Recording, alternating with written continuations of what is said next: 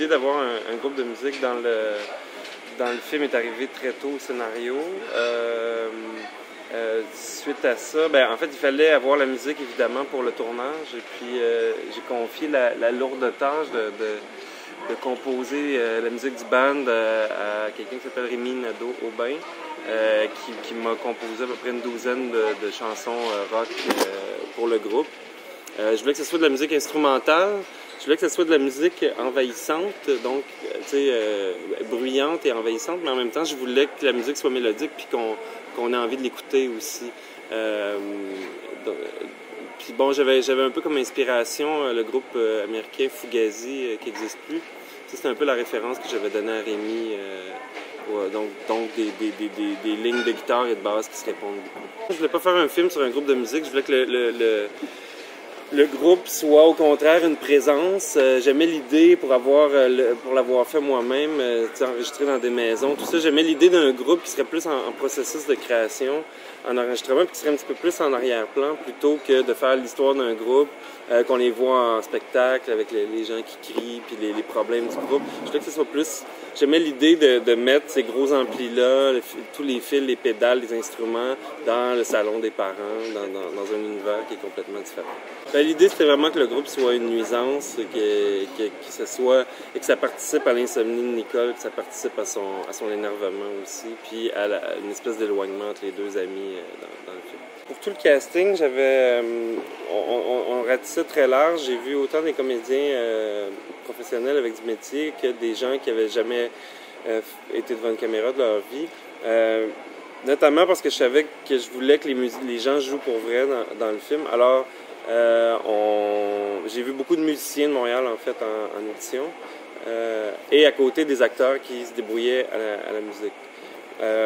Et puis bon, Marc-André est arrivé un peu là-dedans. C'est un accident parce que, pas un accident, mais quand est venu le temps de brainstormer sur qui allait jouer le batteur du groupe, là on s'est dit, c'est qui les acteurs autour de la trentaine qui se débrouillent à la batterie. Puis le premier nom qui vient inévitablement, c'est Marc-André parce que je savais qu'il avait joué dans un groupe de musique et qu'il était un super bon drummer.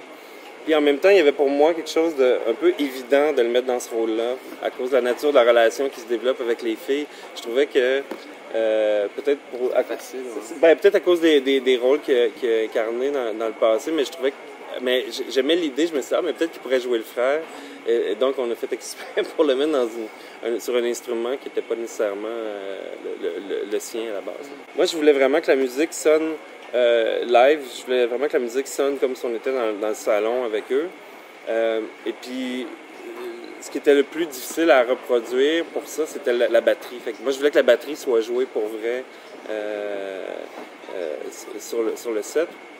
Et donc, ça a été un mélange de stratégie, dépendamment de la pièce, dépendamment de la scène. Mais la batterie, Marc-André a beaucoup coaché Francis, en fait, Lahaye, qui joue le batteur. Est-ce qu'il fallait apprendre les chansons avant de commencer à tourner?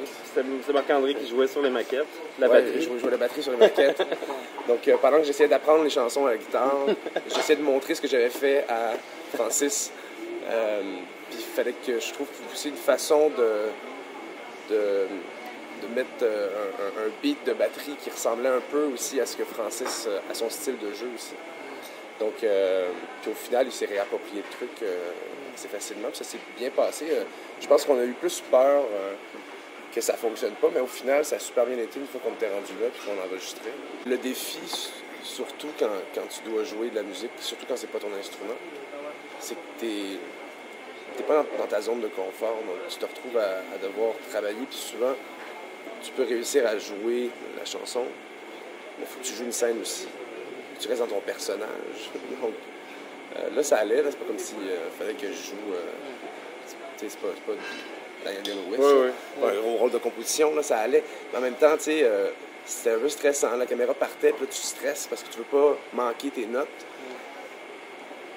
Puis là, après ça, il faut que tu te souviennes, oui, c'est vrai, t'as une minute, je suis quand même dans le personnage, j'ai quand même une scène, faut que je livre quelque chose, un rythme, un ton, quelque chose. Donc, c'est plus ça le défi. C'est réussir juste à être confortable dans cet environnement-là où tu es très vulnérable. J'avais joué dans un film français qui s'appelle Bus Palladium, où je jouais beaucoup de guitare. En fait, heureusement, j'ai fait Bus Palladium il y a quelques années. ben, c'est ça qui m'a appris un peu la guitare. J'avais pas vraiment joué depuis, mais déjà j'avais une petite formation quand même à la base. Moi, de film en film, je te dirais, au début, j'étais très timide au niveau de la musique parce que c'est facile, c'est un procédé facile quand même. Mon premier film, il n'y avait presque pas de musique. Le deuxième, j'ai décidé de me lâcher lousse un peu plus. Puis là, je suis allé à fond parce que là, ça participe au film. Mais il y a plusieurs niveaux de musique, en fait, parce qu'il y a la musique du groupe dans le film. Puis il y a aussi une trame sonore plus classique, si tu veux, qui est l'univers de Nicole, le personnage principal, qui est insomniaque. Et cette musique-là est composée par Organ Mood, qui est un groupe de Montréal, qui est en fait une personne un peu. Ils sont deux, mais il y en a un qui fait du visuel, puis l'autre fait la musique.